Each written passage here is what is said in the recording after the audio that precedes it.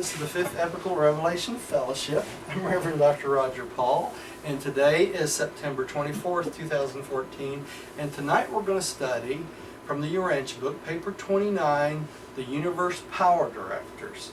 And that starts on page 319 on the original book, or paper 2901 in the new book. And y'all are wondering why I'm laughing. I had a kitty cat in my chair. I left for 1 second, he takes over. He's going to present this paper for you. Sounds like one of mine. I get ready to go sit in my comfy chair, and he's already there. That's He's right. claimed it. It's mine, really. Well, let's say a little prayer and let's get started. Dear, would you like to pray for us tonight?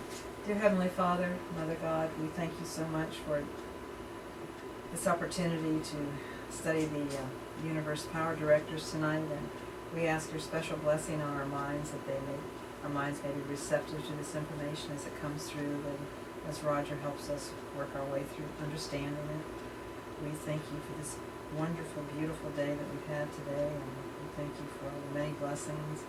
It is in your name always, Jesus Christ Michael, we pray. Amen. Amen. Amen. Okay. And please be with Roger as he helps us plow our way through this. Oh, yes. Yes. I was saying before we went online here, oops, wrong one, how difficult this paper is to understand. And I've been reading this book for 40 years, and I still have issues with certain parts of it that's not totally comprehensible even to me. So don't feel bad at home if you start reading this and you're a little bit confused, because that's normal.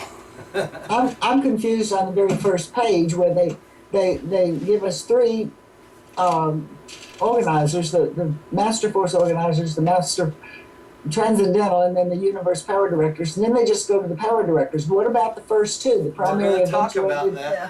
and the completely. associated Transcendental? They don't even mention them again. That's right. That's true. Well, why don't you read that whole slide there, and I will try to explain it to The you. first one, okay. Yes. The Universe Power Directors. Of all the universe personalities concerned in the regulation of interplanetary and inter-universe affairs, the Power Directors and their associates have been the least understood on Urantia. I can understand that. Why your races have long known of the existence of angels and similar orders of celestial beings, little information concerning the controllers and regulators of the physical domain have ever been imparted. Even now, I am permitted fully to disclose only the last of the following three groups of living beings having to do with force, control, and energy regulation in the Master Universes. He's only allowed to tell us about the Universal Power Directors. All right, and they tell us very little hasn't been imparted, because even Caligas's group, even Adam and Eve, even Melchizedek and Jesus was limited in how much they could explain to very barbaric, limited minds, right? So that's why not much has been told about these beings. And even on our age, we don't have a great grasp of physical matter and how things work. Now, let's get to why they tell us about one of them and not the other two, okay? The first two they do not tell us anything about, do they? No, not in this Not in paper. this paper at all. Let me tell you why.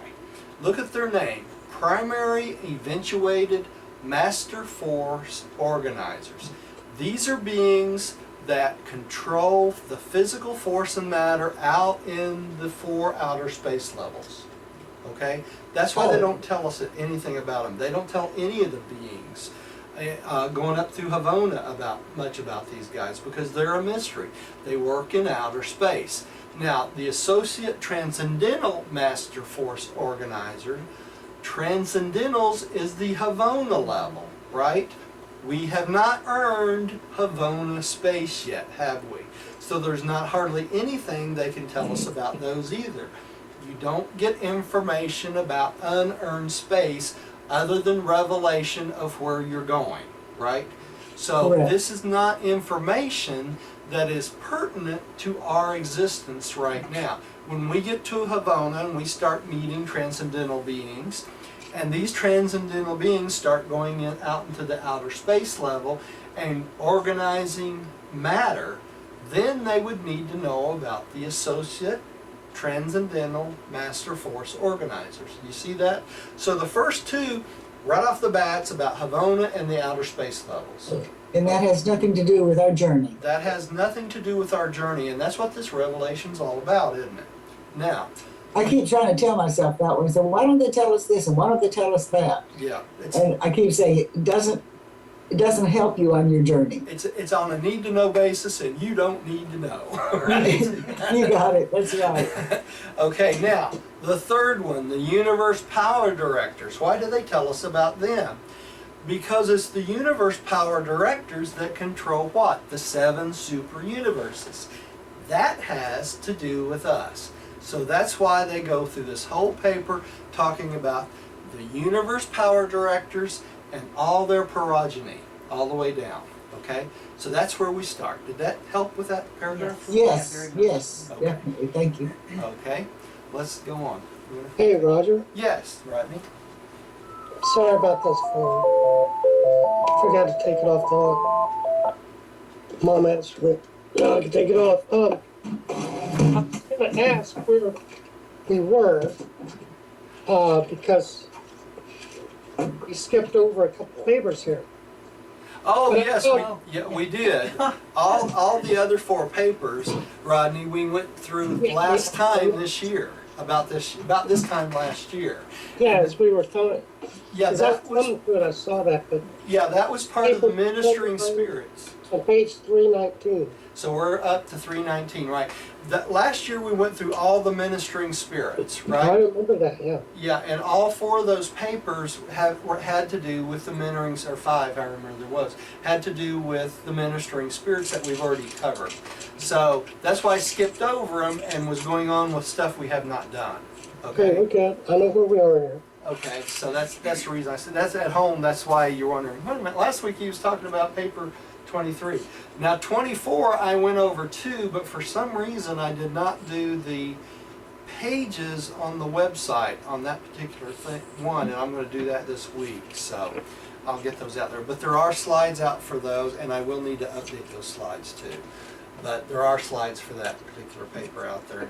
Actually, there's slides now for all 31 of the original, or all 31 of the very first part of the book. I have everything done for the very first part of the book, with the exception of some of the web pages and some of the slides. I made one change in how I presented it, so I'm going to update about 15 of those as I have time to do them. So do them in the same format where you can click on the slides and get to the link. Some of the slides you can't do that on the earlier ones, but I'm going to change them all to this way as I have time. I'm only one man. I only have so many hours in the day. Okay, you want to take the next one, dear? I do. Though I deem it impossible to portray the individuality of the various groups of directors, centers, and controllers of universe power, I hope to be able to explain something about the domain of their activities. They are a unique group of living beings having to do with the intelligent regulation of energy throughout the grand universe. Including the supreme directors, they embrace the following major divisions. 1. The 7 supreme power directors. 2. The supreme power centers. And the 3 master That's physical controllers. That's right. 4. The Morantia power supervisors. I missed the 3 there. 3 didn't there, I I? was like, That's strange. Okay. it's a All simple right. mistake. Now, what he's talking about is this. These beings, everything we're studying tonight, has to do with energy regulation and the regulation of matter. Okay? So these are quote, spiritual regulating beings. They're more the physical and energy regulating beings, and they all were created under the purview of, who do you think? The Spirit. infinite spirit, the third source and center. He controls everything that's energy and physical, right? That's part of her domain. So all these beings come down from her through the 7 supreme power directors, through the supreme power centers, through the master physical controllers, and the Morantia power supervisors. Okay, they're all down steps from the infinite spirit, and we're going to talk about a lot about these tonight. Okay, the supreme power directors and centers have existed from near times of eternity. As far as we know, no more beings of these orders have been created.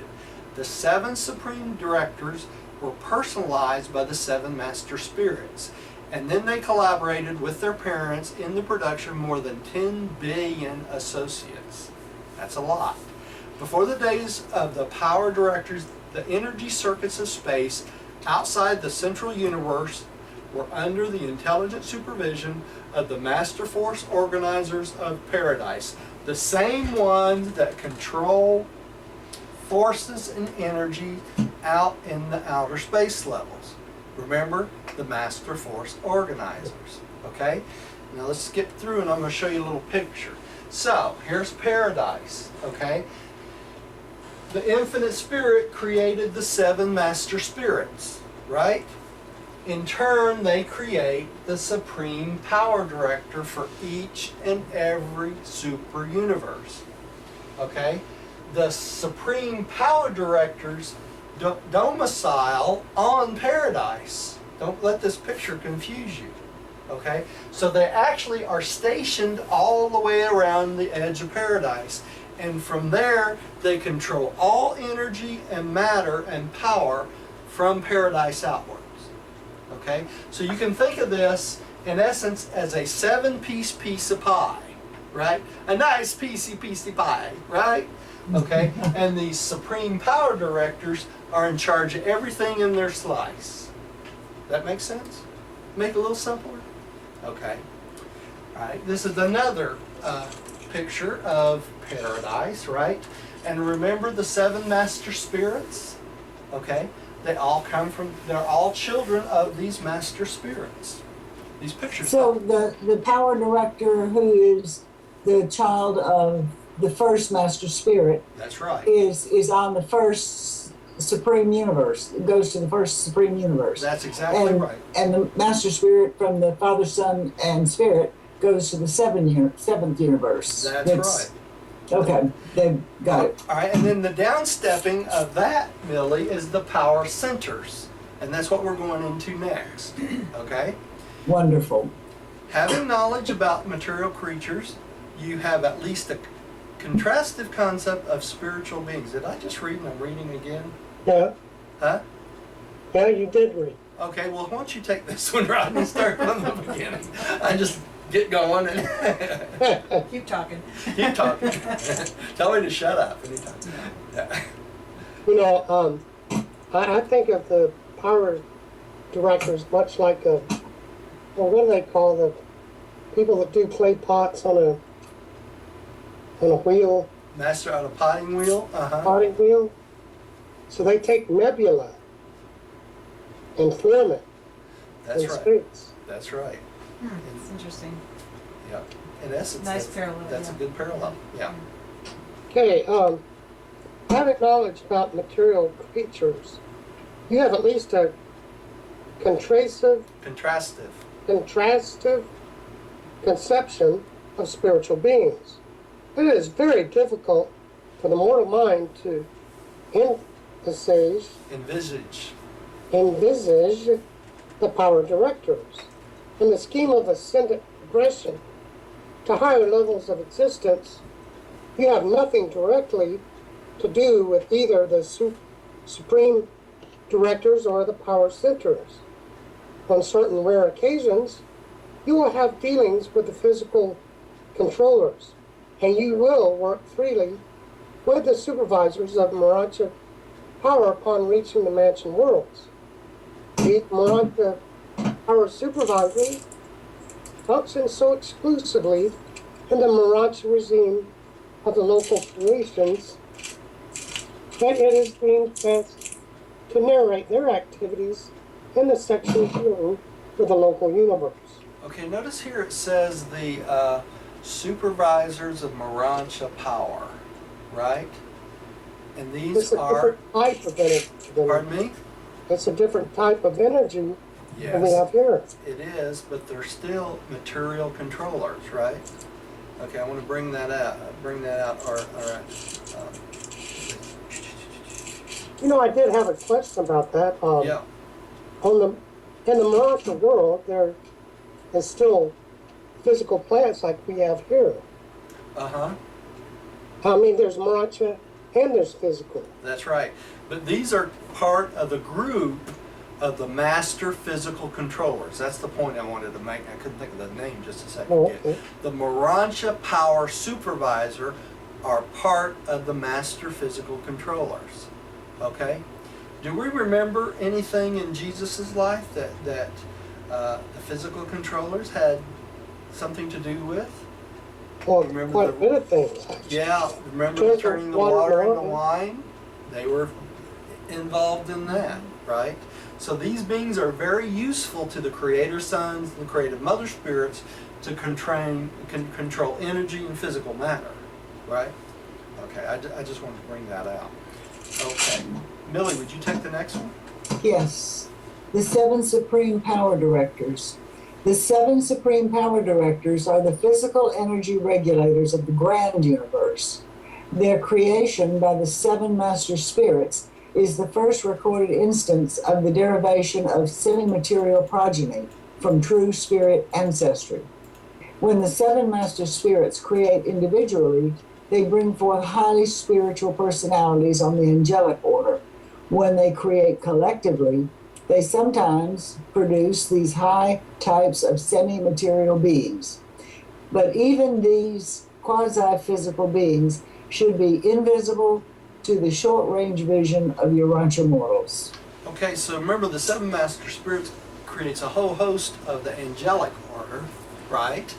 But they also create beings that have to do with the control of energy and the control of matter, okay? And these are basically semi-material types of beings, okay? So that's, we need to keep separate the 7 Supreme Power Directors and the 7 Master Spirits. The 7 Master Spirits comes first, the 7 Supreme Power Directors come next, and the Power Centers come after that, okay? Doctor, Yeah. perhaps it should be pointed out that the first sentence, the 7 Supreme Power Directors are the physical regulators of the grand universe. The grand universe, that's That right. include outer space level. Pardon me? That does not include the That outer. does not include the outer space levels. That's correct. It doesn't. Just the 7 super universes, right? Because it's part of the grand universe. The grand universe is what? Havona, Paradise, and the 7 super universes. Okay? Not anything outside that. Okay? That's why they call it the grand universe. You got me? So what's the other one? Paradise, Havona, Master, the 7 super universes. Master universe is everything. Yeah. Okay. I think I'm right on that. I could be wrong. The Master Universe would include the outer space levels? Yes. Yeah, I believe so. Yes. Okay. I'm looking at my map here. Yeah, on my the wall. Master Universe should include 4 outer space levels, right? Okay. All right. You. The Supreme Power Directors are 7 in number, and they are identical in appearance and function. One cannot be distinguished from another except by that Master Spirit with whom each is in immediate association, and to whom each is in complete functional Subservience. Each of the Master Spirits is thus in eternal union with one of their collective offspring. Okay. The same director is always in association with the same spirit, and their working partnership results in a unique association of physical and spiritual energies of a semi-physical being and a spirit personality. Okay, so basically, whichever Master Spirit creates this Supreme Power Director, it will always be associated with that same Power Director. Okay, out through eternity, regardless of what happens, right? Because they are the offspring of the Supreme Power Director. Keep it in the family. They keep it in the family. Now, keep in mind, all their progeny, which we're going to study tonight, are also under the same Master Spirit. Now think about this before we go on. I want you to envision this in your mind. Remember the 4 circuits we've talked about? The Father circuit, the Son circuit, and the the mind circuit of the infinite spirit, right? Y'all have a pretty good idea about those, right? Yeah. Spiritual, and then there's the mind raptors. circuit and the personality circuit of the Father. This is the energy circuit of the eternal spirit, right? You can think of that way, but it's also the physical control of everything, the spiritual, the mindal, and the physical, right? You follow me? Okay. Now, keep in mind though that these energies pervade all of the space through the 7 super universes. It's not just a line running out through space. These energies pervade, like bathe the entire universe that they're in charge of with these energies. You follow me? So it's more like a big piece of pie than just a circuit. All right, where the others are just circuits. You with me? Okay. I know this stuff's hard. It's hard to wrap your mind around. I lost one of the cameras already. Don't know why. It's probably unplugged. That's all right. We'll keep going. Roger, you read next. Okay. The 7 supreme power directors are stationed on peripheral paradise, where their slowly circulating presence indicates the whereabouts of the the force focal headquarters of the master spirits. These power directors function singly in the power energy regulation of the super universes, but collectively in the administration of the central creation. They operate from paradise but maintain themselves as effective power centers in all divisions of the grand universe. So they can't work apart, they always work together, right? That's what keeps the grand universe going. Okay, so this is upper paradise and peripheral paradise, right? And these are the executive worlds of the master spirit. Okay, so what you can think of is these beings control from here out through the world, all the worlds, and all the way out. Okay, all right. Wow. Rodney, you're up next. I can't see your chart, and I was just trying to envision. I can't. Is that, remember, a peripheral paradise? It's on the very side that goes all the way around paradise. If you think of paradise as a big oblong disc, Right. it would be down over the edge. The peripheral. Okay? All right. These mighty beings are the physical ancestors of the vast hosts of the power centers, and through them, the physical controllers scattered throughout the 7 super universes. Such subordinate physical control organisms are basically uniform, identical except for the differential toning of each super universe core. In order to change in super universe service, they would merely have to return to paradise for retoning. The physical creation is fundamentally uniform in administration. Okay, remember when we get to be Marancha beings, that as we progress upward, we have to be retoned or rekeyed for each new body that we go into, right? Or as we progress, I should say. So, in other words, a different frequency. Different frequency, that's right. And these physical controllers have to go through the same sort of thing. If they're out in the local universe, they're toned for a local universe. If they go to the constellation, they have to be adjusted for that constellation, right? Kind of sounds like robotic. It's kind of a robotic thing, but they get keyed for that particular job where they're in, right? Just so that they're part of it. So they're part of it, that's right. Yeah. Okay. Interesting. Millie, I think you're next. The Supreme Power Centers. The 7 Supreme Power Center directors are not able individually to reproduce themselves, but collectively in an association with the 7 Master Spirits, they can and do reproduce or create other beings like themselves. Such is the origin of the supreme power centers of the grand universe, who function in the following 7 groups. 1. The Supreme Center Supervisors. 2. Havona Centers. 3. Super Universe Centers. 4. Local Universe Centers. 5. Constellation Centers. 6. System Centers. And 7. Unclassified Centers. Okay, so they have to either have a Supreme Power Director and a Master Spirit, or a combination of several Supreme Power Directors to create these Supreme Power Centers. Do you see that?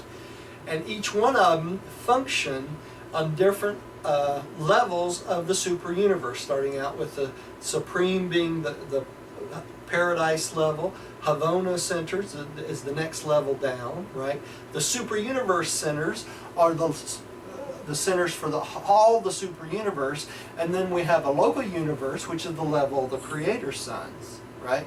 Then we have the constellation, which is part of the local universe, the system, and the unclassified, which includes the systems and the local planets. So the first one, the Supreme Center Supervisors, he supervises all these other centers? That's right. They supervise all 7 types, right? Okay. So they have a pecking order, in essence, right? All right. Would you take the next one? These power centers, together with the Supreme Power Directors, are beings of high will, freedom, and action. They are all endowed with third source personality and disclose unquestioned volitional capacity of a high order. These directing centers of the universe power system are the possessors of exquisite intelligence endowment. They are the intellect of the power system of the grand universe and the secret of the technique of the mind control of all the vast network of the far-flung functions of the master physical controllers and the Morancha power supervisors. There's a lot in this paragraph, and we'll break it down, okay? All right, first of all, these are free will beings, but they are endowed with a personality from the infinite spirit, the third source, okay? This is not a being that's endowed with personality of whom? The Father, okay? No thought adjuster. No thought adjuster. These are rare beings, okay? You know how all the beings of the super universe have personality from the Father? This is the exception, okay? Because they have personality created just by the infinite spirit. This is called a one source being. You know how it breaks down, and we're going to study this next week, as a matter of fact, how it breaks down dual source, 3 source, and single source beings.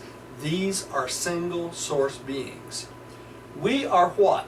We are dual source beings. We come from a creator son, creative daughter, right? A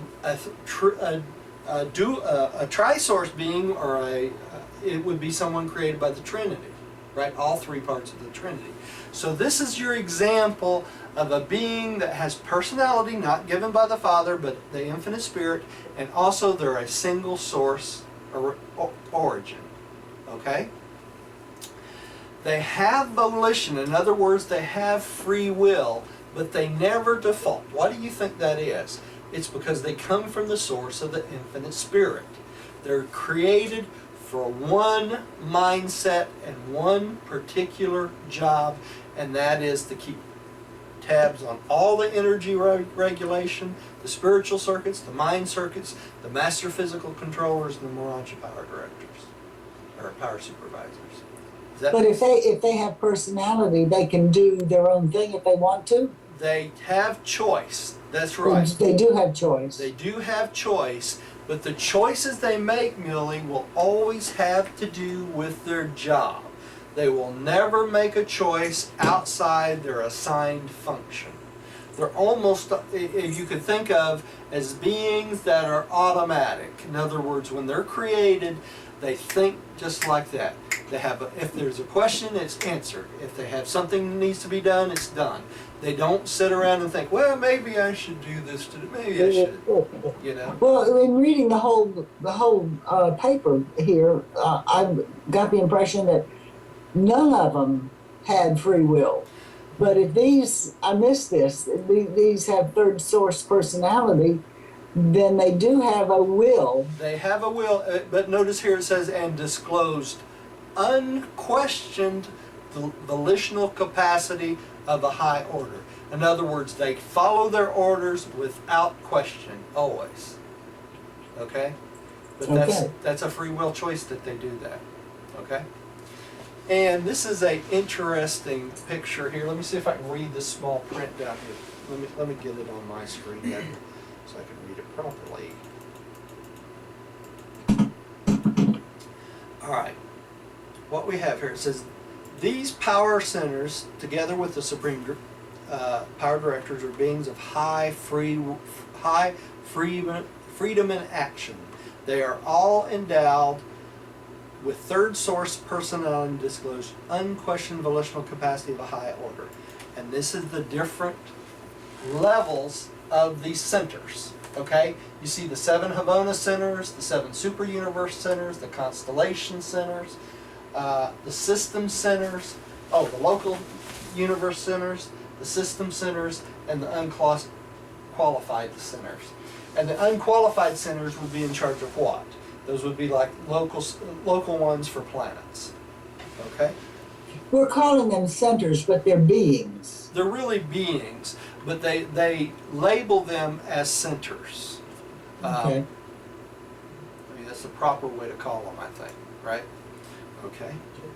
Probably because of some focal points for the energy. Yeah, probably so. I think you're right. Yeah. 1. Supreme Center Supervisors. These 7 coordinates and associates of the Supreme Power Directors are the regulators of the master energy circuits of the grand universe. Each center supervisor is headquartered on one of the special worlds of the 7 supreme executives, and they work in close association with these coordinators of general universe affairs. I'm going to back up once. What we're going to go through is each one of these centers, right? And what they're talking about is these here in the center, the Supreme Center Supervisors, right? And they're located, where would you think they'd be located? On the world of the infinite spirit, of course. Right? Does that make sense? Okay, and let's go on to the next. And that's the Supreme Center Supervisors. Okay, and this is another picture of that. They're on that very first world, right? Okay, and the next one is Supreme Power Directors, right? Okay, the Supreme Power Directors and the Supreme Center Supervisors both function both as individuals and conjointly with regard to all cosmic phenomena below the level of gravity energy. They don't take care of gravity. That's the point here, right? When acting in liaison, these 14 beings are to universe power what the 7 supreme executives are to general universe affairs, and what the 7 master spirits are to the cosmic mind. So these are, in essence, fill the role of the physical, where the 7 master spirits fill the role, and the 7 supreme executives fill the role of the spiritual, right?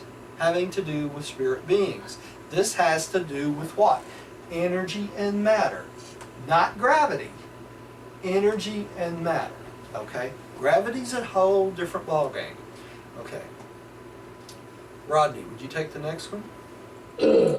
Yes, number 2. The Havana centers. Before the creation of the universes of time and space, power centers were not required in Havana. But ever since these far distant times, 1 million have functioned in the central creation, each center having the supervision of 1,000 Havana worlds. Here in the divine universe, there is perfection of inner control, a condition not existing elsewhere. Perfection of energy regulation is the ultimate goal of all the power centers and the physical controllers of space. Okay. Now think about this. This So, is the hard in other part. words, they're striving to get it perfect, and eventually these 7 super universes will become perfect. That's right, just like Havona. That's why Havona did not have centers starting out, right? Because it was a perfect universe created by what? The first Son of God, you know, the infinite Son, along with the infinite Spirit. And when they created it, it was perfect. It did not need the centers, right? Exactly. But as the super universes developed, then these centers came into need because it was projecting where? From paradise through Havona out to the 7 super universes. Does that make sense? All right. And there we have the 7 Havona centers right there. And this is a representation of Havona, the 7 circuits of Havona. Okay. Right, Millie, would you take the next one? Number 3, the super universe centers. Occupying an enormous area on the capital sphere of each of the 7 super universes are 1,000 power centers of the 3rd order, 3 currents of primary energy of 10 segregations each come into these power centers, but 7 specialized and well-directed, though imperfectly controlled, circuits of power go forth from their seat of united action. This is the electrical organization of the universe power. So Electronic. so you wonder how all these electrons keep going? This is it. This is exactly it. Now, the other thing I want to bring out about this, they talk about 3 currents of primary energy of 10 segregations. So there's 3 different currents of primary energy, which we don't even know about, okay? And then there's 10 segregation of each one of those 3 primary energies. We don't know anything about it. We do good to figure out we got positive and negative electrons, right? So we're pretty stupid when it comes to all this stuff, okay? Unenlightened. Okay, and notice here it says, but 7 specialized and well-directed. What are they talking about? They're talking about the 7 super universes project this energy out in 3 formats and 10 divisions of that 3 formats. Okay? So the power comes in from Havana. No, it comes in from paradise. Okay, the power comes in from paradise to here to their seats, and then That's right. verses as 7. It comes out in the 7 orders of the centers, right? Orders. Okay, it comes in primary, 3 primaries for 3 10 primary. divisions each, Yeah. and then transforms into 7. Now, 10 different parts of each of the 3. So we have 30 different types of power coming out. Primary that comes in, Yeah, that's right. and then going out is 7 specialized, well-directed currents. Right. That's right. And that 7 turns into what? 30, right, as it goes out. 3 major, 10 each of those 3 major, right? So it comes out like a tree, almost, into the 7 super universes, right? Each different powers, okay? All right, this is Uversa, okay? And there are 1,000 of these super universes. These are the ones that take care of the super universes, right? Comes out 1,000 of these from Uversa, right? And notice here it says on the top, I don't know if you can read this, I'll read it for you. Super universe centers occupying an enormous area of the capital sphere of each of the 7 super universes. So there's one of these for each of the 7 super universes, right? there are 1,000 power centers of the third order. Third order. There's 3 different types of power, right? 3 currents of primary energy of 10 segregations each come into these power centers, but 7 specialized and well directed through imperfectly controlled circuits of power go forth from the seat of their united action. Okay? Well, Because it's there's like a 7 of them. substation. Pardon me? It's like a power substation. That's right, like a power substation. And these go out to the constellations, to the local systems, and eventually to the local universes. Right? Pretty amazing, It isn't is it? amazing. All right. Who read last? Who just read? I think it was Millie did. I just read, Millie okay. read. You want to read the next one? All energy is circuited in the paradise cycle, but the universe power directors direct the force energies of nether paradise as they find them modified in the space functions of the central and super universes, converting and directing these energies into channels of useful and constructive application. There is a difference between Havona energy and the energies of the super universes. The power charge of the super universe consists of 3 phases of energy of 10 segregations each. This threefold energy charge spreads throughout the space of the grand universe. It is like a vast moving ocean of energy which engulfs and bathes the whole of each of the 7 super creations. Okay. Can you read that again? No. I'm going to show you a picture. All right? I know this stuff is hard. You know, if you're a little confused, it's okay. It says here, occupying an enormous area on the capital, each of the 7 super universes are 1,000 power centers of the third order. So think of it this way. These 1,000 power centers send out all this power from the capital, Uversa, to all of the super universe, right? One super universe. Each capital does the same thing. So you can think, this kind of looks like a star, doesn't it, burning? And that's kind of what it is. This enormous amounts of power all come from our system capital. Okay? Now you see the importance of the system capital. Now there's something else up here they're going to talk about in a second, which is even more interesting. The electronic organization of universe power functions in 7 phases and discloses varying response to local or linear gravity. You see how it's different? Now keep in mind, I'm going to stop there for a second because I want to explain something. This power originates from where? Neither paradise, right? Underneath paradise. What also originates from neither paradise or returns to neither powers is gravity. Yeah, right? Okay. This 7-fold circuit proceeds from the super universe power centers and pervades each super creation. Such specialized currents of time and space are definite and localized energy movements initiate and directed for specific purposes, such as the Gulf Stream functions as a circumscribed phenomena in the midst of the Atlantic Ocean. So you know how the Gulf Stream goes up through the ocean? These circuits do the same thing. They bathe the universe with energy and power. Okay? This is the glue that keeps all the molecules together. Does that make sense? Mm-hmm. See the importance of this. Okay, Rodney, would you take the next one? 4 local universe centers.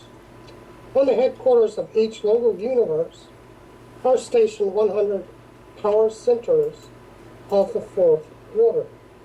They function to down step and otherwise to modify the 7 power circuits emanating from the super universe headquarters, thus making them applicable to the services of the constellations and systems. The local astronomical catastrophes of space are of passing concern to these power centers. They are engaged in the orderly dispatch of effective energy to the subsidiary Subsidiary. subsidiary constellations and systems. They are of great assistance to the Creator's sons during the later times of the universe organization and energy mobilization. These centers are able to provide intensified lanes of energy useful for interplanetary communication between important inhabited points. Such a lane or line of energy, sometimes also called an energy path, is a direct circuit of energy from one power center to another power center, or from one physical controller to another controller. It is an individualized stream of power and stands in contrast to the free space movements of undifferentiated energy. Okay, so for the local system, these energies are downstepped for the local universes. Okay, and these are the power sources that the Creator Sons and the creative Mother Spirits use in creating their local universe, creating planets, everything they need in order to manipulate matter to come into a creation of a local universe. They attenuate the power. They step it down to control it. They step it down and control it. They can also put it into lanes of physical energy, and they can pass it from controller to controller, or a master physical controller to another master physical controller. Okay? But this is what the Creator Sons use to create their local universe. You see the importance of this, right? You know, it's interesting in Greek mythology, it deals with like Atlas, throwing energy, Throwing the ball. Yeah. And it's almost like it's a depiction of this. It is, if you think about it. The man holding the earth, Right. that's basically what they do, Yeah. right? It's not exactly the same, but it's just a good picture, illustration. It's a picture. Yeah. That's right. Okay. So this is our local universe. This is Salvington, our headquarters of our local universe. And we know that our local universe, Salvington, is a what? Architectural sphere, right? Mm-hmm. It's heated in power from within. It's light without heat, okay? That's what makes it an architectural world, right? And these 100 Nebadon power centers are located on Salvington, our headquarters. And this is where Jesus lives, right? Or Michael lives, okay? And from the Uversa, the power comes to Salvington, and basically the Salvington, or Jesus, sends it out to Norlashadek, the constellation, and Adentia, and the local systems. Okay? But this is the focal point of this energy. Right? So we see the importance of our what? Capital of our local universe, right? It's like a circuit, with lots of different stop-off places. Okay? You know what, Roger? Yeah.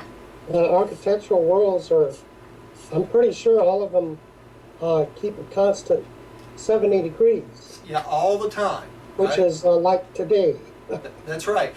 They're locally heated and lit, right? They don't have suns that light them up. They have natural light that's created by these power centers, okay? Light without heat. And the heating mechanism is totally different. They also, what's interesting, Rodney, is they all have river, streams, lakes, greenery, everything that's all controlled by this also, right? So we can imagine how beautiful it must be there, Isn't Alright. Uversa supposed to be one of the most beautiful places? Adentia, yeah. I just And can't. Adentia is not as beautiful as Salvington. Really? Yeah. Okay. Okay? So each one is a little different. Okay? Adentia is an architectural sphere too. See? Okay, constellation centers. Am I up next? Yes. Constellation center. Huh? What do you say, Rodney? I just can't wait to go fishing there. Yeah, really. Imagine the fish there, right? Anyway. Constellation centers. 10 of these living power centers are stationed on each constellation, functioning as energy projectors to the 100 tributary local systems. From these beings there go forth the power line for communication and transport. That's an important part too. And for the energizing of those living creatures who are dependent upon certain forms of physical energy for the maintenance of life. But neither the power centers nor the subordinate physical controllers are otherwise concerned with life as a functional organization. They're only concerned with the power, right? And the energy. Okay, another thing I want to point out here is they not only have these energy lines that go out, but these lines are also used here, notice here, for communication, to communicate across the universe, and transport, which they don't go much into, but it makes you wonder, is these lines the lines that the angels use to transport you from Well, planet to obviously planet? it is. Yeah, and it's not a circuit, It's not a circuit. I So would think it's a so. direct route. it's a direct route from planet to planet, isn't it? You ever wonder why the angels don't run into planets as they leave? This is why. They go on specific lines of energy, and they probably have one that goes one way and one that comes back the other. And Jacob's ladder. Yeah, Defending your life. defending You're your on the life. train. The train. That's right. It's all perfect organization, isn't it? Okay. Now this is the constellation level, and there's 10 of these centers on the constellation, and it comes from Salvington, goes through the constellation, the core of Melchizedek, the system centers, and Jerusalem. Okay? Okay, and what is Jerusalem? That is the planet that the mansion worlds goes around, right? Okay. Didn't check. I made, No. okay. No, It's Jerusalem. it's Jerusalem. Okay, system centers. Rodney, I think is the next. Rodney, did you take that? Okay. Number 6, the system centers. Actually, it wasn't my turn to read. Oh, is it Millie's next? No, Millie read number 5. Oh, Oh, it's my turn? Is it So Diane? sorry, I'm I'm getting sorry. all confused. Y'all have to keep me right on this. I I'm get out talking. there. Yeah. Trying to figure this out. Okay, system centers. 6. System centers. One supreme power center is permanently assigned to each local system. System. Yeah. These system centers dispatch the power circuits to the inhabited worlds of time and space. They coordinate the activities of the subordinate physical controllers and otherwise function to ensure the satisfactory distribution of power in the local system. The circuit relay between the planets depends upon the perfect coordination of certain material energies and upon the efficient regulation of physical power. The next step down. They can't Right. afford to be wrong. That's why they have to be perfect. That have to be perfect Yeah. all the time. So, here's Jerusalem, all right? Or, Adentia, Jerusalem, all right? And then they put out energy to the planets, basically, right? Okay? Unclassified centers. These are the centers who function in special local situations, but not on the inhabited planets. The individual worlds are in the charge of the master physical controllers. Does that sound familiar? The individual worlds. So we have master physical controllers on our worlds. That's what Jesus used to make matter, right? Okay. And receive the encirculated lines of power dispatched by the power center of their system. Only those spheres with the most extraordinary energy relationships have power centers of the 7th order acting as universe balance wheels or energy governors. In every phase of activity, these power centers are the full equals of those who function on the higher units of control, but not one space body in a million harbors such a living power organization. Now, what kind of planet would this be? This would be one like a non-breathing planet, that the planet itself is different than the ordinary planets. Okay? That sort of thing. So they're uninterrupted. Uninterrupted, that's right. The domain of power centers. The supreme power centers distributed throughout the super universes number, with their associates and subordinates, upward of 10 billion. That's a bunch of them. And they are all in perfect synchrony and complete liaison with their paradise progenitors, the 7 supreme power directors. The power control of the grand universe is thus entrusted to the keeping and direction of the 7 master spirits, the creators of the 7 supreme power directors. So the 7 master spirits control what? The power and the spiritual organization of the entire super universe of their name, right? Okay. They're like executives. Rodney, would you take the next one? Okay, the Supreme Power Directors and all their associates, assistants, and subordinates are forever exempt from apprehension or interference by all the tribunals of all space. Neither are they subject to the administrative direction either of the super universe government of the Ancient of Days or of the local universe administration of the Creator Sons. Okay, so they cannot be apprehended by even the Ancients of Days, the government of the local or the super universe, right? They're above both the super universe, the local universe. They're above everyone. Who are they only directly responsible to? The infinite spirit and the 7 master spirits, right? So this is why none of them can be apprehended. That's why they upset the energy to apprehend one of them. That's right. It would upset the balance of the universe, right? That's why they have these guys stationed throughout the whole universe. You can't do without any of them. If one of them had to be relieved, someone had to take his place, right? It's like a living organism. Think about it. That's cool. Okay. Millie, would you take the next one, please, dear? Yes.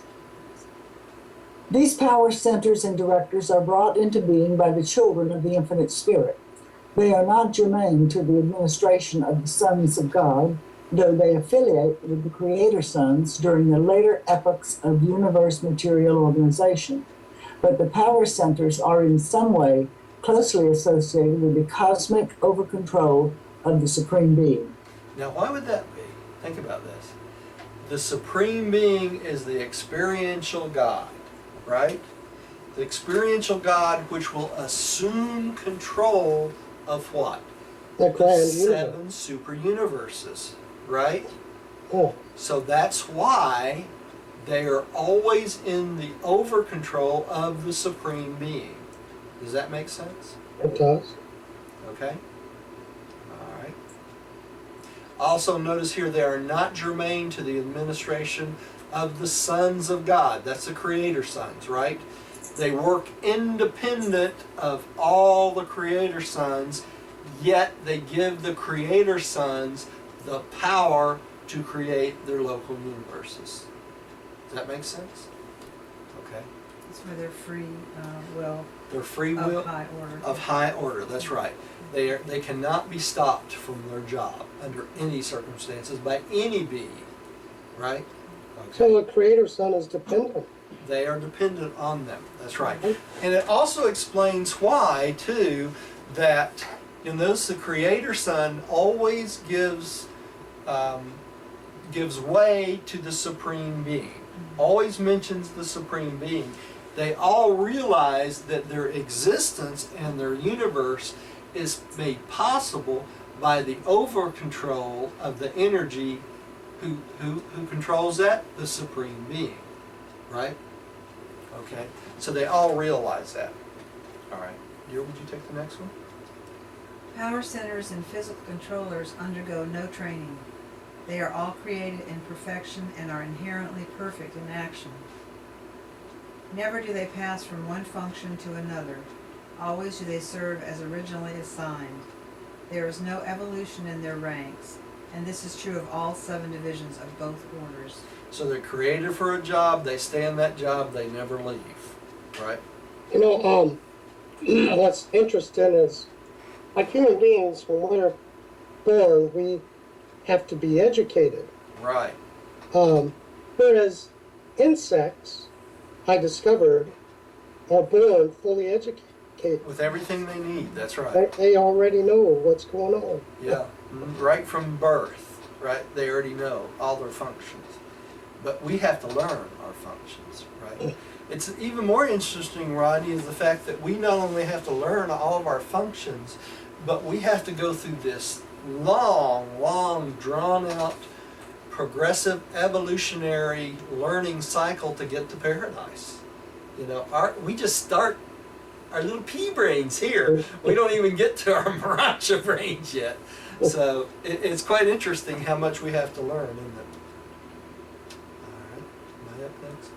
Having no ascendant past to revert to in memory, power centers and physical controllers never play. They are thoroughly businesslike in all their actions. They are always on duty. There is no provision in the universal scheme for the interruption of the physical lines of energy. Never for a fraction of a second can these beings relinquish their direct supervision of the energy circuits of time and space. So they don't get any breaks, they don't sleep, and they don't ever change. Right? They don't drink coffee. They don't drink coffee. All right, Rodney, would you take the next one? Can you imagine where we'd be without these power directors, these energy centers? Who would be They- anywhere? That everything would stop. It would stop, the universe would collapse because all motion in the universe would cease to exist, right? I'm sorry they don't get playtime, but it's Yeah. a good thing. Yeah. Okay, Rodney? directors, centers, and controllers of power have nothing to do with anything in all creation except power, material, or semi-physical energy. They do not organize or originate it, but they do modify, manipulate, and directionalize it. Neither do they have anything whatever to do with physical gravity except to resist its strong power. Their relation to gravity is wholly negative. So even though they control all the energy and all the matter, they had nothing to do with the gravity itself. Who controls the gravity? They work, Paradise. Right? They work against it. That's right. The power, Millie, would you take the next one? Yes. The power centers utilize the vast mechanisms and coordinations of a material order in liaison with the living mechanisms of the various segregated energy concentrations. Each individual power center is constituted in exactly 1 million units of functional control, and these energy modifying units are not stationary as in the vital organs of the human's physical body. These vital organs of power regulation are mobile and truly kaleidoscopic in associated possibilities. Okay, notice it's kaleidoscopic in associated power possibilities. They overlap each other constantly to make sure that that vital motion keeps going. Y'all excuse me for 1 second, I need to check my cameras here. They're doing crazy things tonight. I'll make sure everything stays plugged in. That one went dead, and this one is way off.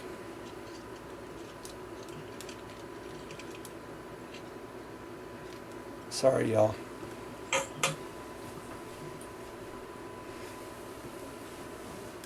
I don't know what's going on with that one. But this one looks okay now too. I don't know if it's a power issue or what. It keeps flashing at me. Power issue. Get this. Power issue. All right. That was not meant as a joke. Okay, dear, would you take the next one? It is utterly beyond my ability to explain the matter in which these living beings encompass the manipulation and regulation of the master circuits of universe energy. To undertake to inform you further concerning the size and function of these gigantic and almost perfectly efficient power centers would only add to your confusion and consternation. I'm already confused. They are both living and personal, but they are beyond your comprehension. So we're trying to learn something that really we can't totally understand, right? Outside of Vavona, the Supreme Sound Power Centers function only on especially constructed architectural spheres and on otherwise suitably constituted space bodies. The architectural worlds are so constructed that the living power centers can act as selective switches to directionize, modify, and concentrate the energies of space as they pour over these spheres. They could not so function as an ordinary evolutionary sun or planet. Certain groups are also concerned with the heating and other material necessities of these special headquarters worlds. And though it is beyond the scope of Urantia knowledge, I may state that these orders of living power personalities have much to do with the distribution of the light that shines without heat. They do not produce this phenomena, but they are concerned with its dissemination and directionization. Okay? So it's these power centers that control the architectural spheres, their heat, their light source, everything. Well, they're also dependent on architectural spheres To work from, aren't as they? their centers. Why is this so important to us? Because where are we going after death? We're going to the mansion worlds, and we'll be domiciling on many of these architectural spheres, right?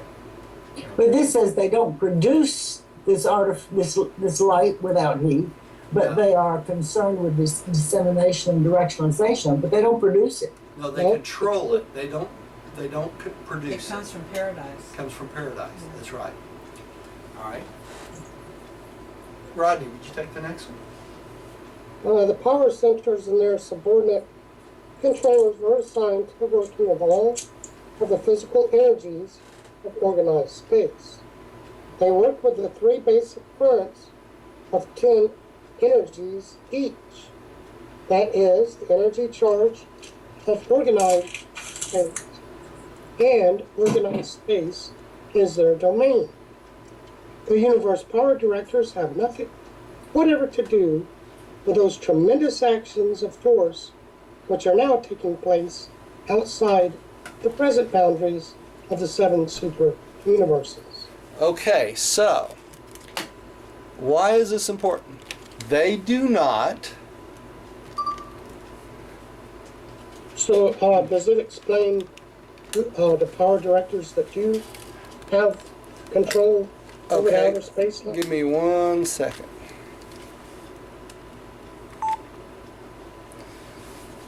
Now they only control the out to the outskirts of the 7 super universes. Okay. Back on the first page, the primary eventuated master force organizers are the ones that are in outer space. Thank you, Millie. That's You're right, Good for Bill. you. I wrote that down.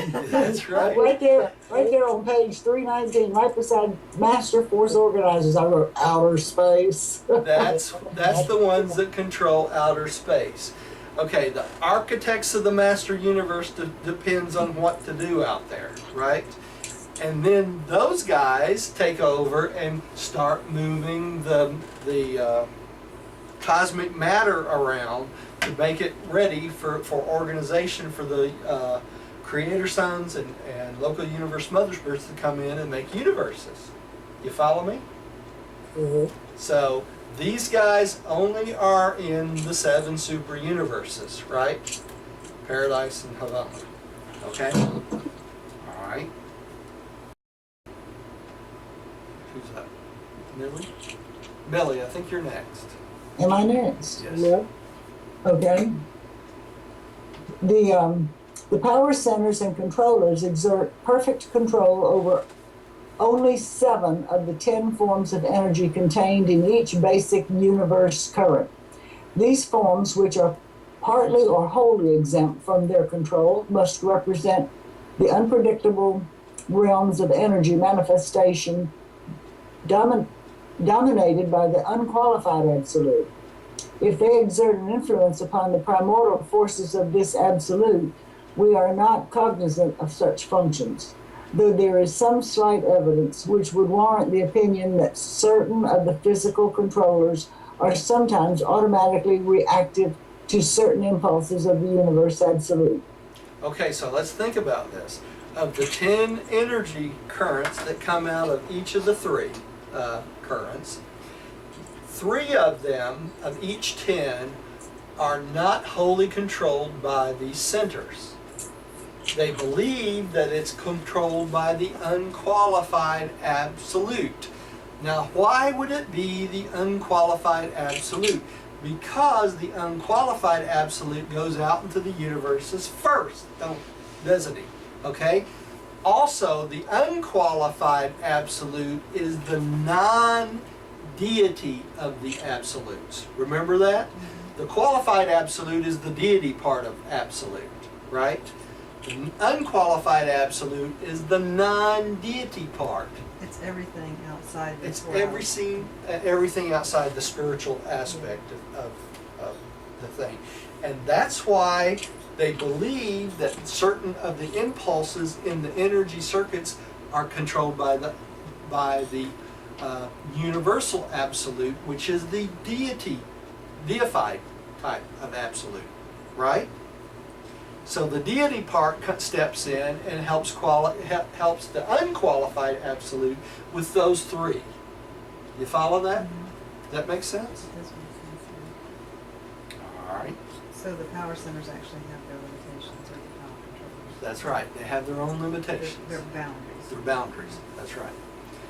Okay. These living power mechanisms are not consciously related to the master universe energy over control of the unqualified absolute, but we surmise that their entire and almost perfect scheme of power direction is in some unknown manner subordinated to this supergravity presence. In any local energy situation, the centers and controllers exert near supremacy, but they are always conscious of the super energy presence and the unrecognizable performance of the unqualified absolute. So they're always subordinate to whom? The unqualified absolute also, right?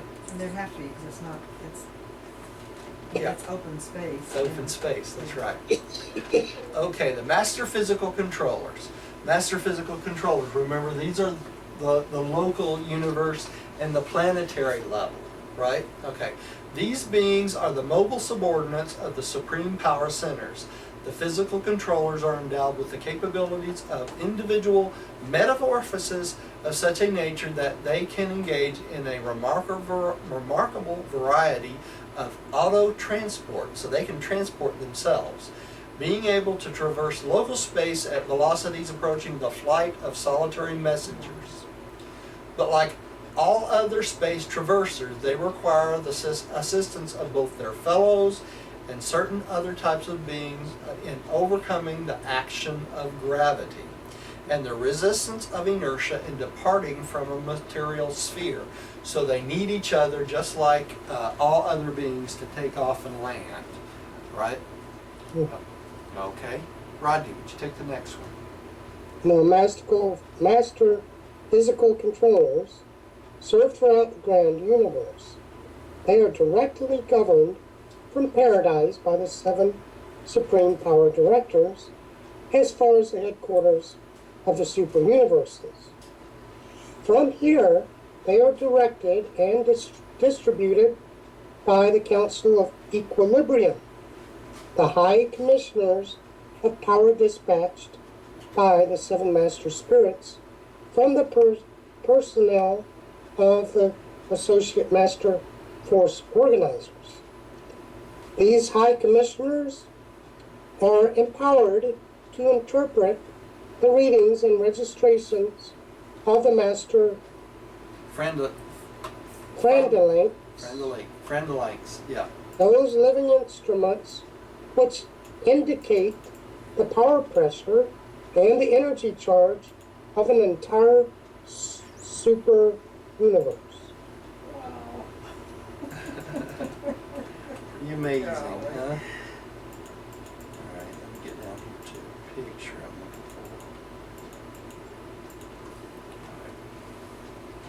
for. All right, so remember do y'all remember talking about the Frandalanx and the Chronondex before? Yeah, I do. Okay, they're like basically, how do I say this? They're like power instruments. They regulate power and time. Okay, and we're going to talk about those a little bit later. While the presence of the paradise deities encircled, I'm doing it again, Millie. It's your turn. Skipping right over us, I'm Millie. just taking it off. You've been skipping over me all night. I know you I know. I just figured you like to read, Roger. No, I get excited about this stuff. What can I say? You know. While the presence of the paradise deities encircles the grand universe and sweeps around the circle of eternity, the influence of any one of the seven master spirits is limited to a single superuniverse. There is a distinct segregation of energy and a separation of the circuits of power between each of the seven supercreations. Hence, individualized control methods must and do prevail. So each one of them are unique in its master universe, right? Okay. The master physical controllers are the direct offspring of the supreme power centers, and their numbers include the following: 1. Associate power directors. 2. Mechanical controllers. 3. Energy transformers. 4. Energy transmitters. 5. Primary associators. 6. Secondary disassociators. This is 7. The Frandalanx. Frandalites and Chronoldex. Okay, so this is a picture of them. We showed you the associate power directors, the mechanical controllers, the energy transformers, and you'll notice they come in one side and kind of turn out the other, right? The energy transmitters that go straight in and whoosh, right out, right? The primary associators, they bring everything together, okay? And the secondary disassociators, they push everything out, right? And then you have the Frandalanx, notice it's got a little meter here, and the Chronoldex, this is the time association, right? All right, love these pictures. Not all of these orders are persons in the sense of possessing individual powers of choice. Now this is the lower orders, okay? Especially do the last four seem to be wholly automatic and mechanical in response to the impulses of their supervisors and superiors, and in reaction to the existing energy conditions. But though such response appears wholly mechanistic, it is not. They may seem to be automatons, but all of them disclose the differential function of intelligence. So to look at them, you'd think they were just automatons. They just do things over and over and over and over again. But they do indicate that they have intelligence. So, you know, maybe they're like bugs. You know, Hmm. you know, bugs have a certain amount of intelligence to do what they do. Okay. Some big bugs. Huh? They're really big bugs. Really big bugs. That's right. Rodney, would you take the next one? Yeah, okay. Personality is not necessarily a concomitant of mind. Mind can think even when deprived of all power of choice, as in numerous of the lower types of animals, and in certain of these subordinate physical controllers. Many of these more automatic regulators of physical power are not persons in any sense of the term. They are not endowed with will and independence of decision, being wholly subservient to the mechanical perfection of design for the task of their allotment. Nonetheless, all of them are highly intelligent beings. So on this order of being, on the lower order of these, they're not They don't have personality as we think of it, right? They're mostly controlled by mind and they're highly intelligent, but they don't have a power of choice. Okay, that's what makes them seem like automatons. They just do what they do over and over again naturally.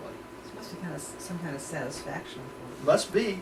Look at the, they talk about this is the same sort of thing in lower types of animals. Mhm. There's animals out there that do certain things over and over again. They hunt, they eat, and all that stuff. But they have no personality. You know what I'm saying? So think of the types of animals that are hunters, and they kill without remorse. They do all these things. They don't have consciences. They don't have personality, right? And this is why. All right, Millie, would you take the next one? I remember Yes. this time. The physical controllers are chiefly occupied with the adjustment of basic energies undiscovered on Urantia. These unknown energies are very essential to the interplanetary system of transport and to certain techniques of communication. When we lay lines of energy for the purpose of conveying sound equivalents or of extending vision, these undiscovered forms of energy are utilized by the living physical controllers and their associates.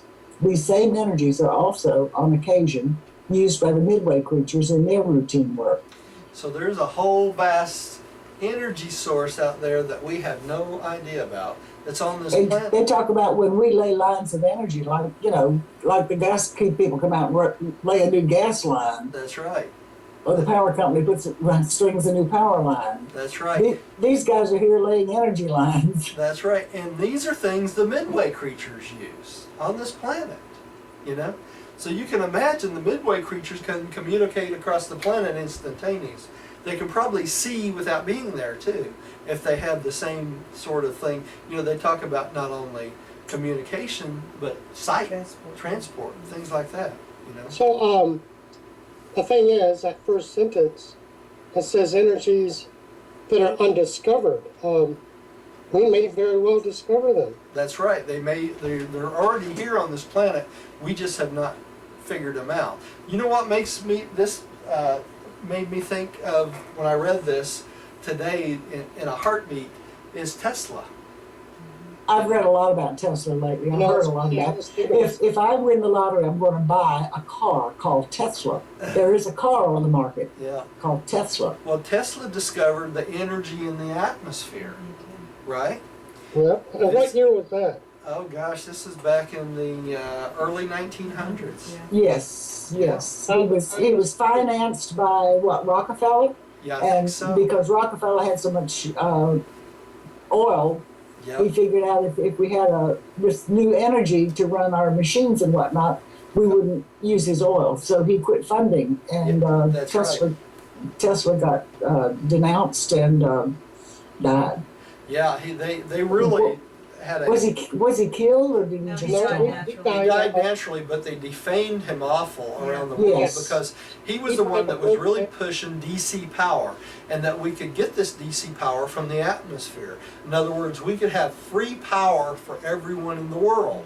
And he showed how to do it. He showed how it could be done. He developed towers where he could pull power from the atmosphere, and tried to sell it, but the government put him out of business. This is one of the three energies, evidently, that they're talking about that we That's don't know right, about. that's But right. we're learning because That's there are right. people working on Tesla's ideas right now. That's Right. right. And see, he was in competition with Edison, okay? And Edison knew that if Tesla's ideas went across, it put him out of business, you know, because everything would run on DC instead of AC power. So, Edison sent these cronies all over the country into cities, electrocuting animals out in the roads and pathways to try to prove that DC power was dangerous. And it was just the opposite. It was the AC power that was dangerous. You know, so it all comes down to greed and power. That's what it is. So, but it's an interesting thing. But this sort of thing, when I read this, I thought that's the first thing I thought of was Tesla's inventions. Yeah, he had So, developed a energy field to go around the Earth to protect us from Oh yeah, asteroids and Yeah. things like that. He came up with an asteroid Mhm. belt protection and lots of things. But the government bought up all the patents, took them out of the patent office, and no one's ever seen or heard from them since. Except you're right, Millie, they're probably developing it right now, Yeah. you know. There are intelligent people out there that will come up with these same ideas over and over again, and eventually the truth comes out. Yeah. That's just all there is to it. That's what I love about this book, you know. I was thinking today, and I'm getting off track a little bit, but we got a couple minutes here. I was thinking today that, you know, we keep trying to build the Urantia teachings right on top of the old Christian teachings. And I wonder if that's the best way to spread this sometimes, because what we have in the Urantia books is an expansion of Christianity. And maybe people are not ready for the expansion of Christianity. Because this gives us new ideas and new concepts and reteaches us the life of Christ in a whole new light. And some people don't like change, you know, they just don't. So, Well, I read something today that talked about most of the religious organizations in the world today started out on the right track yeah, and then became corrupted. And the most corrupted yeah, is Islam and Christianity. yeah, yeah. It's interesting how things develop over time. But what's interesting about this is we've been given this wonderful, wonderful revelation to enlighten us. So where it goes from here is up to us, really. It really is. It's kind of interesting. Let's keep moving. You want to take the next one, dear? 1. Associative power directors. Associate power directors. These Marvelously. marvelously efficient beings are entrusted with the assignment and dispatch of all orders of the master physical controllers in accordance with the ever-shifting needs of the constantly changing energy status of the realms. The vast reserves of the physical controllers are maintained on the headquarters worlds of the minor sectors, and from these concentration points they are periodically dispatched by the associative power directors. Associate power What directors. did I say that again? Yeah. Associate power directors to the headquarters of the universes, constellations and systems, and to the individual planets. When thus assigned, the physical controllers are provisionally subject to the orders of the divine executioners of the conciliating commissions, but are otherwise solely amendable to their associate directors and to the supreme power controllers. Do you remember the divine executioners and the conciliating commissions? These are beings that go around are a judicial body, right? That makes decisions about how the government is used and worked in the 7 super universes. So they may make decisions which affect the physical controllers and how they provision this energy. Okay? So it's amazing if you understand what these beings do, how it all comes together. 3 million associate power directors are assigned to each of the Arvantan minor sectors, making a total of 3 billion as the super universe quota for these amazingly versatile beings. Their own reserves are maintained on the same minor sector worlds, where they also serve as instructors of all who study the sciences of the techniques of intelligent control and transmutation. So we will learn from these beings when we get to the minor sectors. More stuff to learn. Okay. Rodney, would you take the next one? These directors alternate periods of executive service in the minor sectors with equal periods of inspection service to the realms of space. At least one acting inspector is always present in each local system, maintaining headquarters on its capital sphere. They keep the whole vast living energy aggregation in harmonious Synchrony. synchrony. Yeah, so these inspectors work like building inspectors. They make sure everything's wired properly, right? That's the best thing I can think of. Okay, and here we go. This is the master physical controllers, the associate power directors, okay? and they come in the minor sector, right? We'll look at that later. Also, it says these directors alternate periods of executive service in the minor sector, which equals periods of inspection service to the realms of space. At least one acting inspector is always present on each of the local system, maintaining headquarters on its capital sphere. Okay, so on Jerusalem, we have at least one associate power director all the time, an inspector. Okay, Rodney. I just read. Oh yeah. I just keep coming back to Rodney tonight. Yeah. Millie, would you take the next? I keep thinking I just read because I'm talking all the time. It's been a long day. Millie, would you take the next one, dear? Mechanical controllers. These are the exceedingly versatile and mobile assistants of the associate power directors. Trillions upon trillions of them are commissioned in ENSA, a minor sector. These beings are called mechanical controllers because they are so completely dominated by their superiors, so fully subservient to the will of the associate power directors. Nevertheless, they are themselves very intelligent, and their work, though mechanical and matter of fact in nature, is skillfully performed. They manipulate matter, right? Energy and matter. Okay. And we remember ENSA is the headquarters of our minor sector, right? Okay. Of all the master physical controllers assigned to the inhabited worlds, the mechanical controllers are by far the most powerful. Possessing the living endowment of anti-gravity in excess of all other beings, each controller has a gravity resistance equaled only by enormous spheres revolving at tremendous velocity. 10 of these controllers are now stationed on Urantia, and one of their most important planetary activities is to facilitate the departure of seraphic transports. In so functioning, all 10 of the mechanical controllers act in unison, while a battery of 1,000 energy transmitters provides the initial momentum for the seraphic departure. So this is how the seraphim leave the planet, right? The mechanical physical controllers gives them the anti-gravity to be able to leave, and the energy transmitters are the one that actually throws them out in space. Okay? Does that make sense? I like the word throw. Well, that's in essence what it is. You remember when they talked about the transport leaving for Adam and Eve and those sort of things, and they talked about how it gets enseraphim, and one of the angels actually touch it on the tip and it shoots out into space. This is what does it. Okay, the energy transmitters.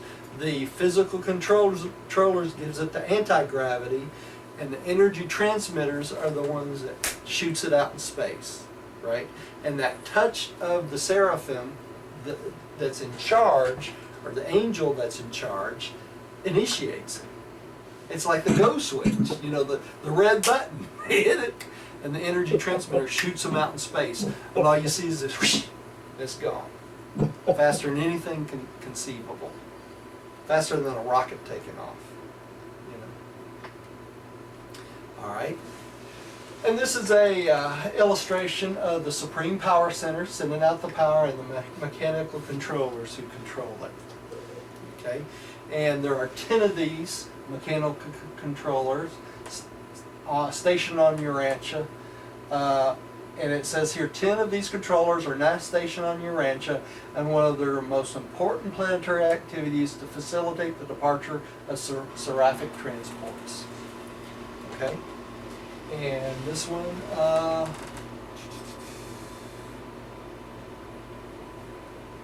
Of all, and we've, yeah. yeah, I can pull it up here and read. Hang on. In a second, I can't make it out. I can actually see it, which is odd. Okay. Of all the physical controllers assigned to inhabited worlds, the mechanical controllers are by far the most powerful. Okay, and this next one is kind of interesting. I stuck this in because I thought it was so interesting. It had to do with this.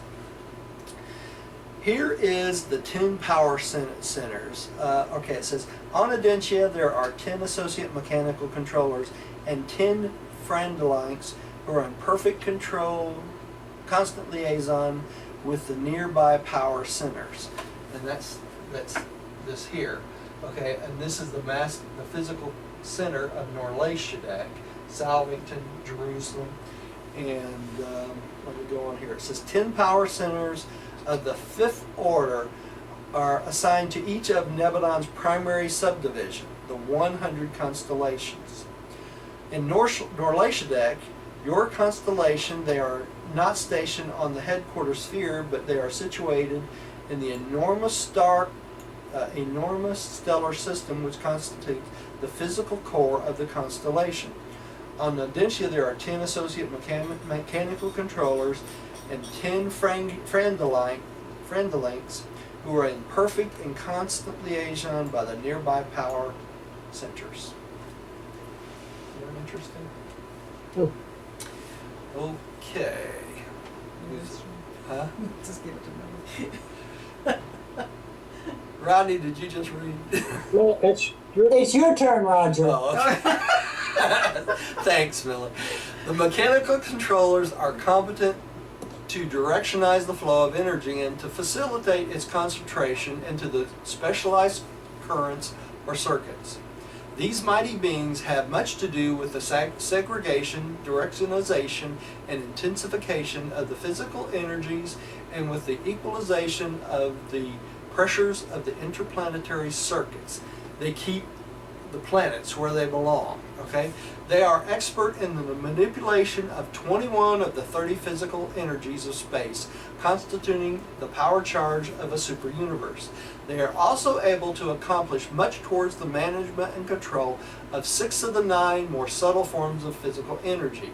By replacing these controllers in proper technical relationship to each other and to certain of the power centers, the associate power directors are able to effect unbelievable changes in power adjustment and energy control.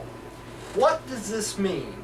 Do you think that this planet is ever going to spin into the sun? Not likely. That makes sense? Yeah.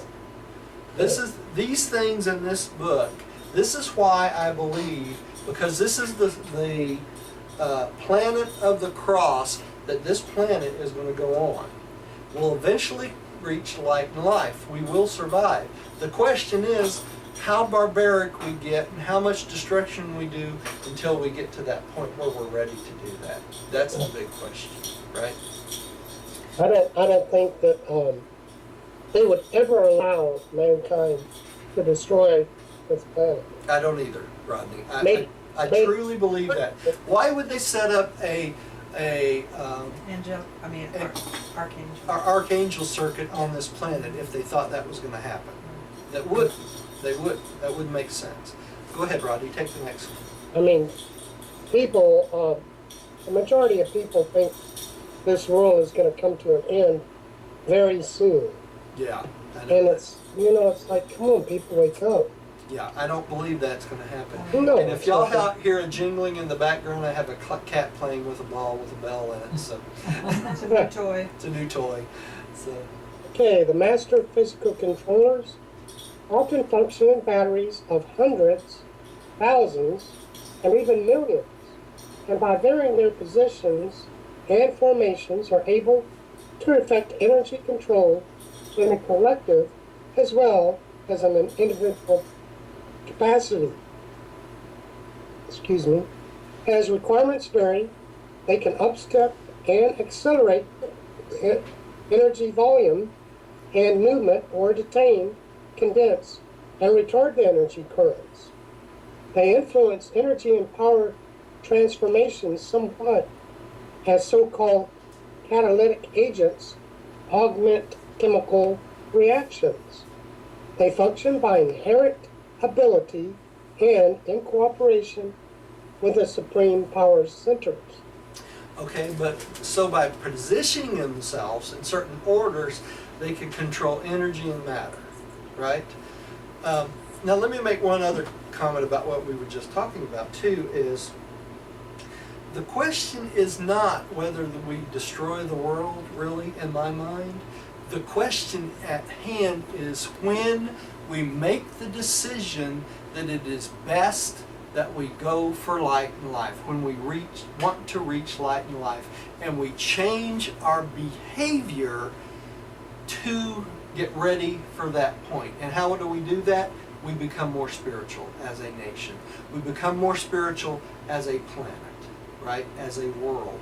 And start to live with each other and love one another and start stepping towards spiritual enlightenment.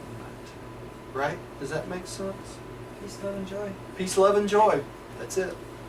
Okay. Millie, would you take the next one? Yes. Energy transformers. The number of these beings in a super universe is unbelievable. There are almost 1 million in Satania alone, and the usual quota is 100 for each inhabited world. So we have 100 energy transformers. And remember, it's the energy transformers that shoot off the seraphim, right? Make them go really fast away from the planet, right? Okay. Actually, Millie, would you take the next paragraph too? Because that was a really short paragraph. Okay. The energy transformers are the conjoint creation of the 7 supreme power directors and the 7 central supervisors. They are among the more personal orders of physical controllers, and except when an associate power director is present on an inhabited world, the transformers are in command. They are the planetary inspectors of all departing seraphic transports. All classes of celestial life can utilize the less personal orders of the physical controllers only by liaison with the more personal order of the associate directors and the energy transformers. Now, what do these beings do? When you're in Seraphim, they inspect the transport, okay? They make sure that you're in Seraphim properly. If they say you're not in Seraphim properly, they will not let you take off. Why Put your is that? seatbelt on and lock the doors. That's right. They make sure it's safe for you to travel in that transport to your next destination. Does that make sense? That's why they call them inspectors. They inspect the seraphic transport. I'm glad they're there. Yeah. Me too. Everything's got a purpose, right? Check my Okay. chariot. That's right. Check my chariot. And this just rereads that last paragraph. So there's 7 power directors and 7 supreme centers. They get together and they create energy transporters. Or energy transformers, I should say. I got transport on the brain. All right. There, would you take that one? These transformers are powerful and effective living switches, being able to dispose themselves for or against a given power, disposition, or directionalization. They are also skillful in their efforts to insulate the planets against the powerful energy streams passing between gigantic planetary and starry neighbors. Their energy transmutive attributes render them most serviceable in the important task of maintaining universal energy balance or power equilibrium. At one time they seem to consume or store energy. At other times they appear to exude and liberate energy. The transformers are able to increase or to diminish the storage battery potential of the living and dead energies of their respective realms. But they deal only with physical and semi-material energies. They do not directly function in the domain of life. Neither do they change the forms of living beings. Okay, so these guys can both energy and exude energy at either one, right? But notice here it says they do not function in the domain of life. They don't change life function, right? And they do not change forms of living beings. So they have nothing to do with anything like that. But notice here at the beginning of this paragraph, it says powerful energy streams passing between gigantic planetary and starry neighbors. They can actually change the way a planet reacts to the gravity because they have endowment of anti-gravity, right? So they can control how a planet is reacting. So we don't have to worry about another planet bumping into us or Not at all. Not at all. one of our starry neighbors One of our bumping starry into us. neighbors. But that does not mean they will keep meteors from coming in and hitting the planet and that sort of thing. These are minor episodes that are really of no importance to them. To them, but to us it's very important. To us it is, but to them it's not. It does not change the overall status of the planet. So it would Well, I not. bet they would do something that was coming toward them. Yeah, but they would too. Yeah. But they expect us to evolve to a point where we can protect ourselves from such things. Okay? And that was one of the things Tesla was trying to do, right? In some respects, the energy transformers are the most remarkable and mysterious of all semi-material living creatures. They are in some unknown manner physically differentiated, and by varying their liaison relationships, they are able to exert a profound influence upon energy which passes through their associated presences. The status of the physical realm seemed to undergo a transformation under their skillful manipulation. They can and do change the physical form of the energies of space. With the aid of their fellow controllers, they are actually able to change the form and potential of 27 of the 30 physical energies of the superuniverse power charge. That 3 of these energies are beyond their control proves that they are not instrumentalities of the unqualified absolute. The other 3 are the domain of the unqualified absolute. So 27 out of the 30 they can control.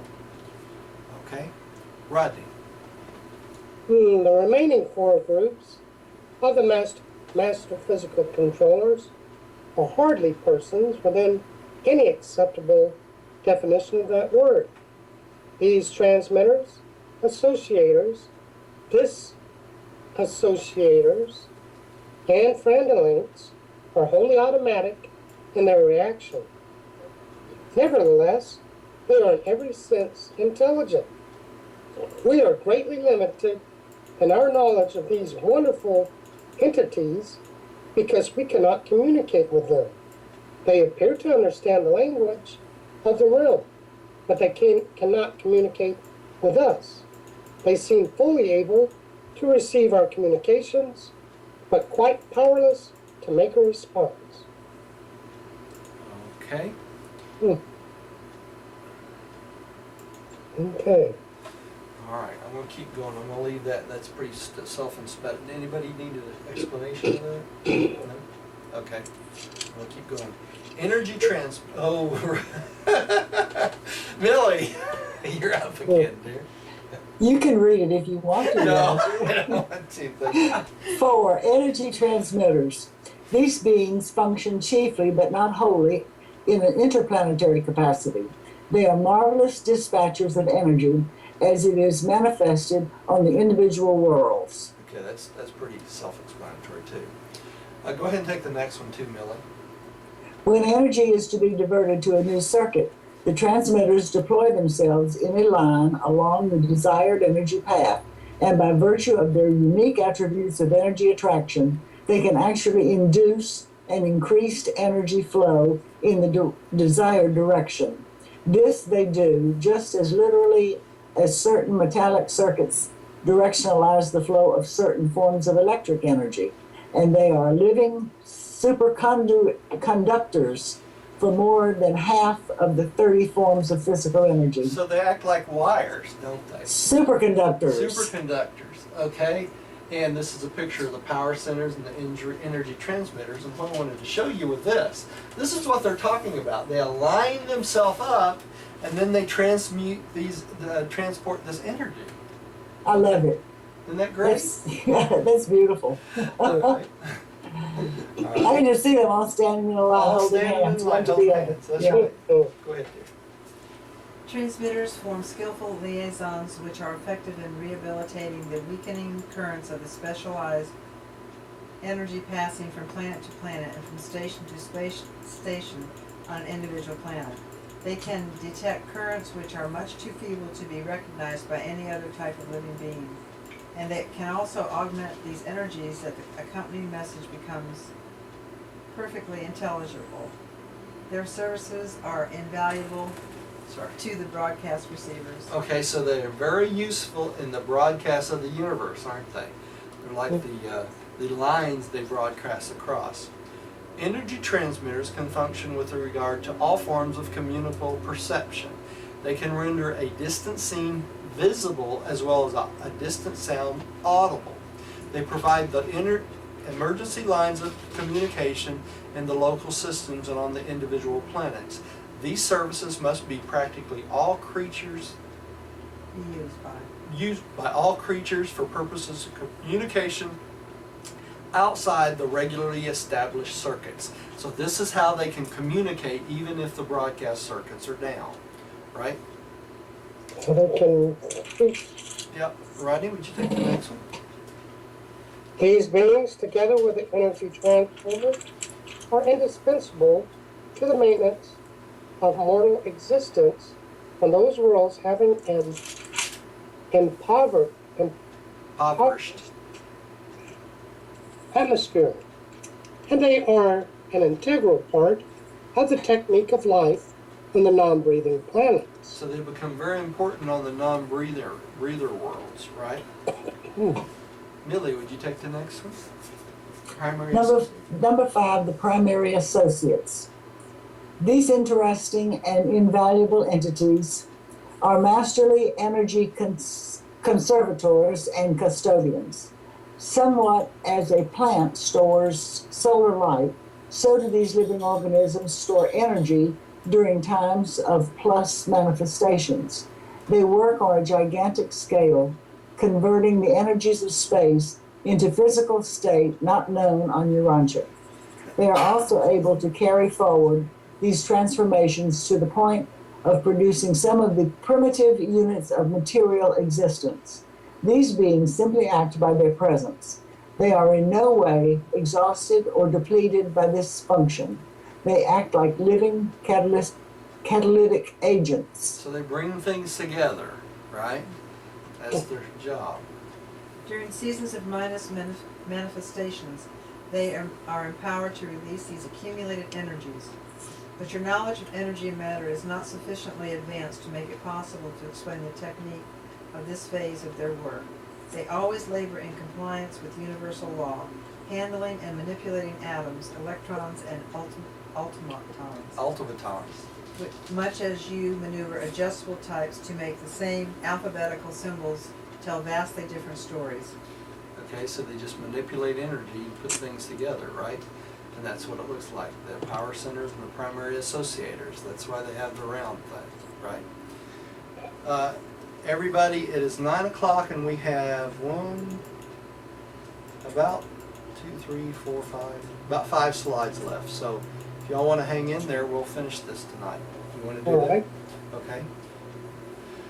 The associators are the first group of life to appear on an organized material sphere, and they can function at physical temperatures which you would regard as utterly incompatible with the existence of living beings. They represent an order of life which is simply beyond the range of human imagination.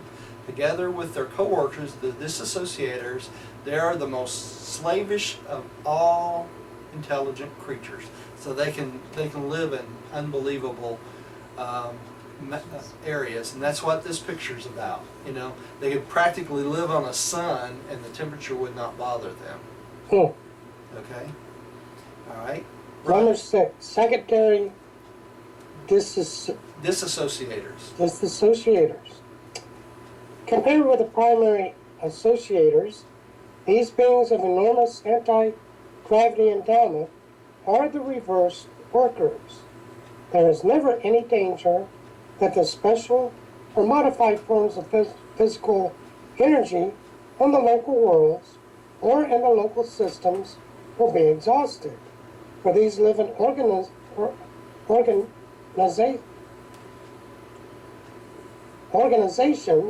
are endowed with the unique power of evolving limitless supplies of energy.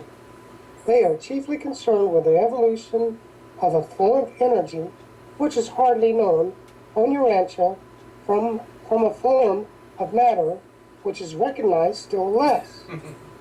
They are truly the alchemists of space and the wonder workers of time. But in all the wonders they work, they never transgress the mandates of cosmic supremacy. So even though they do unimaginable work, they never go outside the norms of what they're supposed to do. And this is a picture of that. All right, Millie, the Form Frank of matter. That's weird. What? I just said a form of matter which is recognized still less. Still less, that's right. Okay. All The right. Frondalinks. These beings are the conjoint creation of all three orders of energy controlled beings: the primary and secondary force organizers and the power directors. Frondalinks are the most numerous of all the master physical controllers. The number functioning in Satania alone is beyond your numerical concept. They are stationed on all inhabited worlds and are always attached to the higher orders of physical controllers. They function interchangeably in the central and super universes and in the domains of outer space. So they're like the gauges in the universe, and that's what this picture is. It shows the 7 supreme power directors in the front, and that's why they have this little gauge thing on them. Okay? And this is the chronodex, and they keep track of time. Okay, time and space. And this is another of a previous picture I showed you before. We'll skip over that. Okay? The Frondalinks are created in 30 divisions, one for each form of basic universe force, and they function exclusively as living and automatic presence, pressure, and velocity gauges. These living barometers are solely concerned with the automatic and unerring registration of the status of all forms of force energy. They are to the physical universe what the vast reflectivity mechanism is to the minded universe. The Frondalinks that register time in addition to quantitative and qualitative energy presence are called chronodex. Chronodex. So they measure energy and time. I recognize that the Frondalinks are intelligent, but I cannot classify them as other than living machines. About the only way I can help you to understand these living mechanisms is to compare them to your own mechanical contrivances, which perform with almost intelligent-like precision and accuracy. Then, if you would conceive these beings, draw upon your imagination to the extent of recognizing that in the grand universe we actually have intelligent and living mechanism entities that can perform more intricate tasks involving more stupendous computations and even greater delicacy of accuracy, even with ultimacy of precision. 5, the Master Force Organizers. This is the last section. It's only a few slides. I want one. I want one. Yeah, really. Rodney, would you take this one? Okay, the force organizers are resident on Paradise, but they function throughout the master universe, more particularly in the domains of unorganized space. These extraordinary beings are neither creators nor creatures, and they comprise 2 grand divisions of service. Number 1, the primary eventuated master force organizers, and number 2, the associate transcendental master force organizers. And these are the beings that the architects of the Master Universe use in the outer space levels. And that's what this is to organize the cosmos in the outer space levels. And you can look at these at your leisure. Okay? Millie, would you take the next one?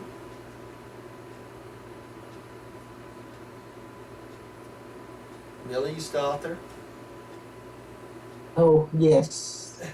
These 2 mighty orders of primordial force manipulators work exclusively under the supervision of the architects of the Master Universe, and at the present time, they do not function extensively within the boundaries of the grand universe. Only in the outer space levels, right?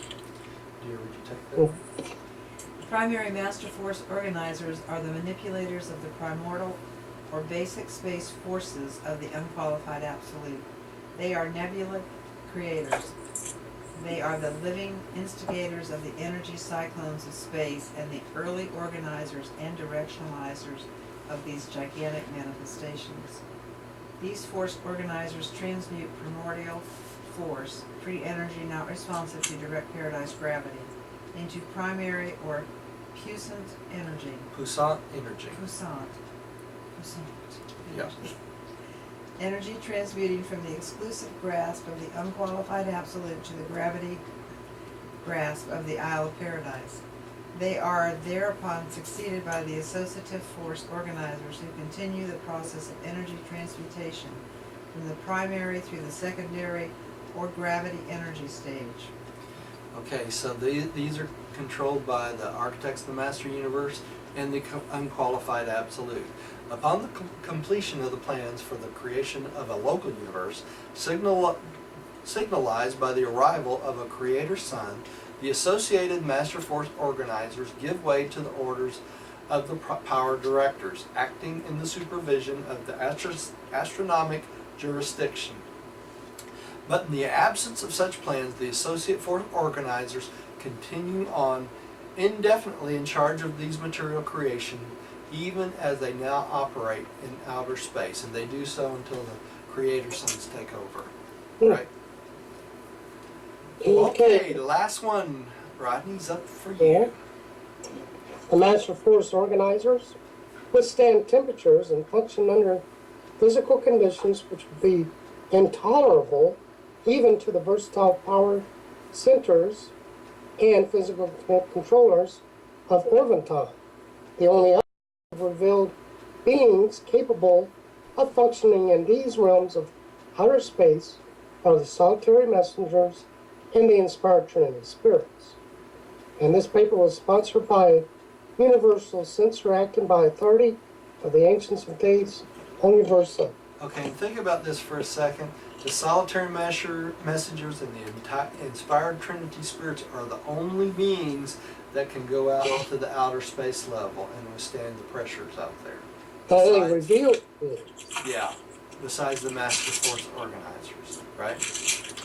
All right, and that takes care of this paper.